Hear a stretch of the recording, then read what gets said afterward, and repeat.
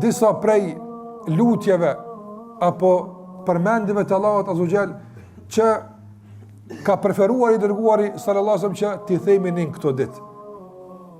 Çfarë ka preferuar pejgamberi sallallahu alaihi wasallam të themi këto ditë, respektivisht në këto 2 ditë madhështore për ditëve të mëdha të vitit.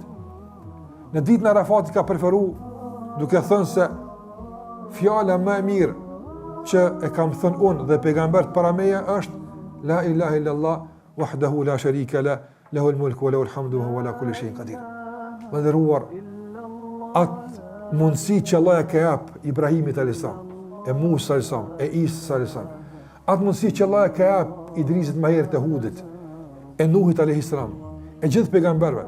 Madje atë privilegj që Allah e ka jap Muhamedit sallallahu alaihi wasallam, me përmend me një lutje që Allah e don, nuk e mbeti për jashtuar. Nuk është ky klubi i pejgamberëve që këta e kanë ekskluzive një lutje që ne nuk mund ta themi, nga se jemi një pejgamber.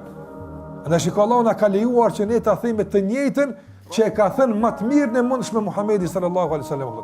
A nuk është kjo nder dhe privilegj që Allah po të nderon? A nuk po e ndin ti me këtë mësim rahmetin Allah xhallahu ala për me t'i fal gjunat e me të shpërbly, apo nga se po të mundson me e thonë njëjtën kvaliteti, bindja është që personale pastaj. Mirë, po mundësia për ta thënë njëjtën ekziston për të gjithë. Andaj shikoj po më e mira që kemi dhënë ne pejgamber këtë ditë është kjo.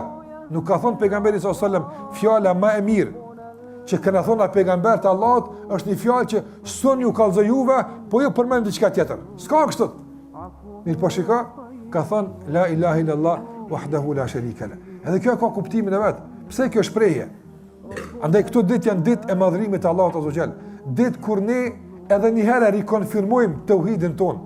Edhe një herë ndoshta i qasemi atyre bindjeve që i kemi konfirmuar më herët, të besimit tonë Allah xhallahu ala, që ta shtojmë bindjen më tepër, duke thënë la ilaha illallah, duke rikonfirmuar edhe një herë kushtet e kësaj fjale, duke rikonfirmuar edhe një herë dijen që kemi për këtë fjalë, bindjen e nështrimin, e gjitha ato që kjo fjalë i kërkon. Madje kur themi la ilaha illallah, të rikonfirmojmë edhe një herë kriterin tonë të miqësisë dhe armiqësisë, kën e kemi afër dhe kën se kemi afër. Gjitha këto rikonfirmohen në këtë ditë madhështore. Dhe është një përjetim i posaçëm, jo vetëm thënie, por përjetim i posaçëm kur ne e themi me gjitha këto kuptime.